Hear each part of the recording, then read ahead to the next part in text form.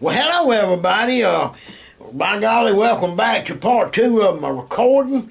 And I'm working on the song, and I'm got some lyrics already wrote out on a sheet of paper. I've been working on that, and I've also kind of sort of jammed my first guitar track over, but I'm got my recorder set up in the living room in there right now, and I took my mother. She wanted to go home for a while, so I can make a lot of noise now. But anyway, I'm thinking about putting this right here set up on this old keyboard, and this is where I get my drums from and all the tempo tap. And on this song is 96, and I'm gonna put some rock organ on it.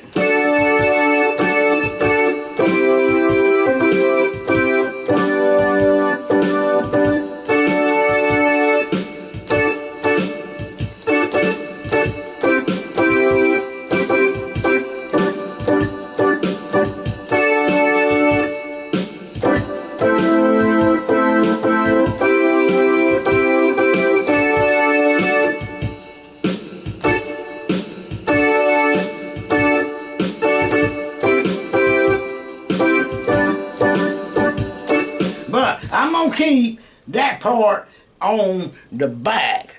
I'm talking about way back in the mix. It won't be much louder than that right there.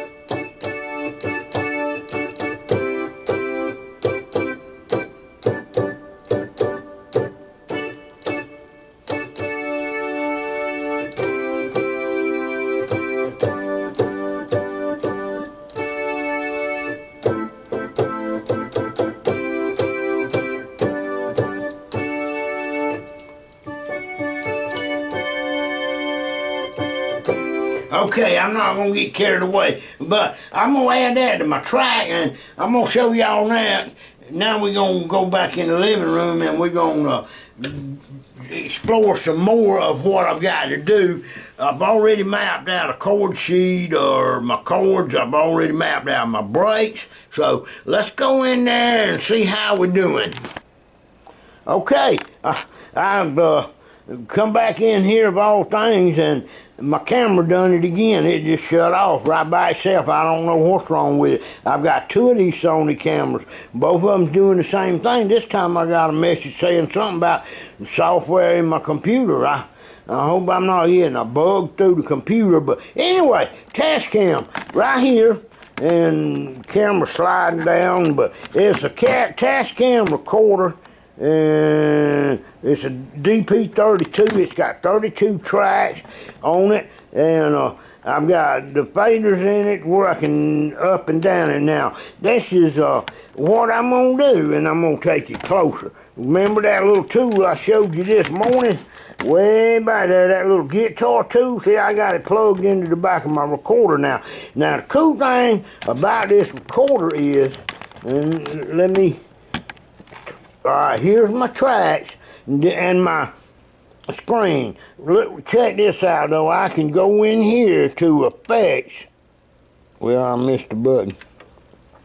Alright, now I've got a choice of delay, reverb, chorus, delay, guitar library. Now noise suppressor, I've got it cut off. Amp. Now you see what kind of cabinet I've chose there? It's a, I'm going to zoom in a little more. Anyway, I've got a 412 cabinet set up on this thing, and I got my gain cranked up pretty good. The master's turned down to 3 because this thing gets loud. Tones cranked to 5 and reverb's on 4. I may put a little more reverb on it. I don't know. I'm going to have to play the guitar and play around with it. But anyway, I've got another effect compressor. And, now I can use that if I wanted to. That's got a phaser, a flanger, chorus, tremolo, auto wah, and delay, which I'm not going to use on this song here. And back to the noise suppressor. And so anyway, that's how I got it laid out. Now, when I start with my singing, I'm going to take y'all and show you another machine that does my voice, because I'm not that great a singer, and I'll admit it. And all. But anyway, let me turn that on. It's not hooked to the mic yet, but y'all can see what it's doing. It is a TC Helicon Voice Live Play, and I got it set up on a gorgeous hall.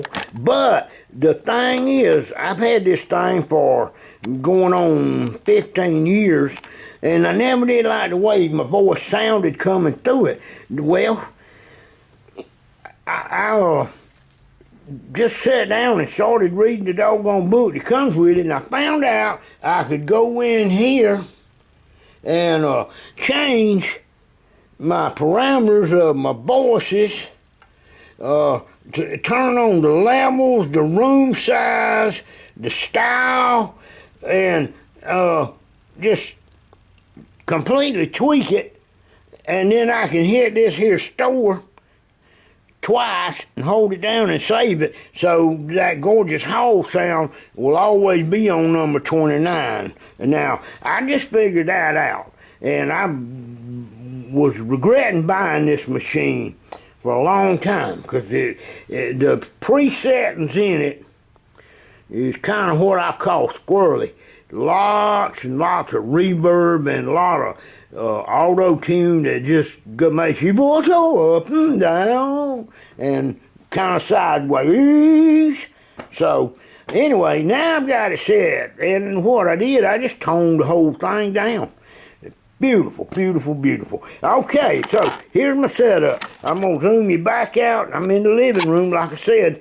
Ain't nobody living here no more but me, and of course Mama right now and Mama went outside, so her little walker's right there, but right over there is a PA head, and I've got a big giant Peavy PA speaker on that side of the room, and I've got another way over there on that side of the room. You can't see it, the rocking chair's in the way, and a microphone. That's where my friend was singing the other day. But anyway, I got plenty of room in here to work with. Alright, laid out right here is my words to my music.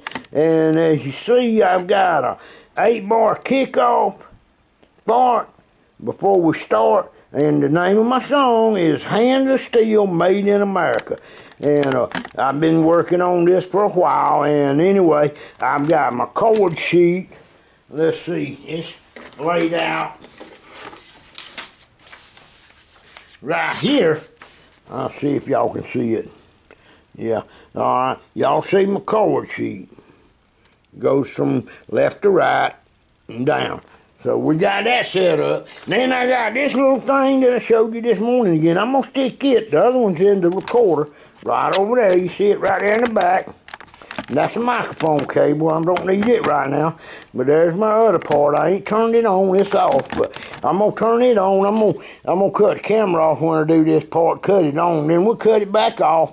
And we're going to play out on the track. Now, how do I lay out my recorder? That's another thing. And then this is a very important step. For this recording machine, for me to understand what I'm doing when it comes time for my mastering and mix, I build a recording tree. See, I got a track. I'm recording the guitar 9 and 10. That's a stereo track. Vocals gonna be on 11 and 12. That's another stereo track. Song mix, I'm gonna mix it down. And what I do, and there's lap steel, I'm gonna mix it on track number 15 and 16 stereo. The drums, I don't think I've got them up there, and the organ, but no, but they gonna be on tracks 1 through 8 or something. Now, on these vocals, they gonna be, when I first sang them, they don't sound that great, but now I bounce them. In other words, I double them, and I put a high reverb and a low reverb, and this machine right here, this recorder, I don't know if y'all familiar with it, but I'm gonna show you something. Now I can go to the mixer in it, and I can select any track I want. And there's a track selected, and I can come up here and I can take, this is my EQ, I can turn up the bass, turn it down, I can turn up the mids, turn them down, or I can turn up the highs or turn it down. So I got complete control over my mix through that thing right there, and I usually record it about where I got it set now, and then I've got another thing right here. I have to go over to it. If I want my effects on, I turn the effects on and I go take them to the effects send button. But I don't want no effects on that channel there at all. But when I master it, or when I mix it, excuse me, I will use vocals. See, I can record it raw and then turn around and put all my effects, and then I can tweak it and do a mastering and a mix down on it, and then you got your whole song and you can play it back. So with further ado, I'm going to take the camera around to the other side where you can see what I'm doing. All right, wait for it. Okay, well, I'm back again. I got all my guitar stuff plugged in so that way y'all can hear it. And I'm running it through the PA speakers, and I've got gain cranked up on it, so it's gonna go.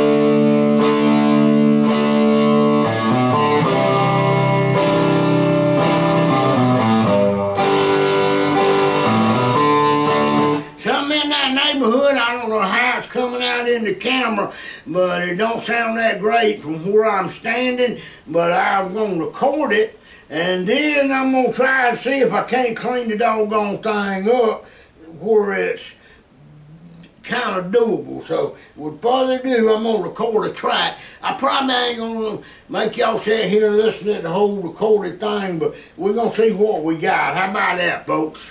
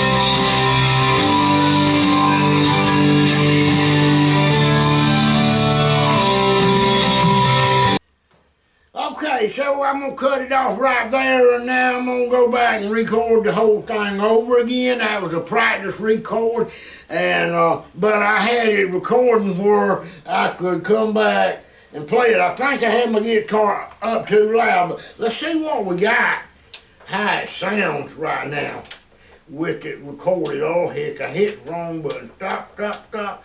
Oh no, it's trying to record over the track we just recorded. Now let's see if it's even there. Yes. Alright. Yeah, I want to get my start off right. And then I'm going to put some lap steel on it. And then I'm going to put some vocals on it. And I may have to record a part of the vocals with me playing the guitar and redo it. I don't know. But a lot of times I just record my music and then the vocals fall right in. So we'll see what happens. So stay tuned for part 3. It might be coming up tonight because I'm excited about doing this. And I hope the camera didn't cut off again. Let me go look. Boy. Huh, it don't say, so I don't know till I get it to the computer. Yeah, it's recording and it's upside down. All right, see you in a bit.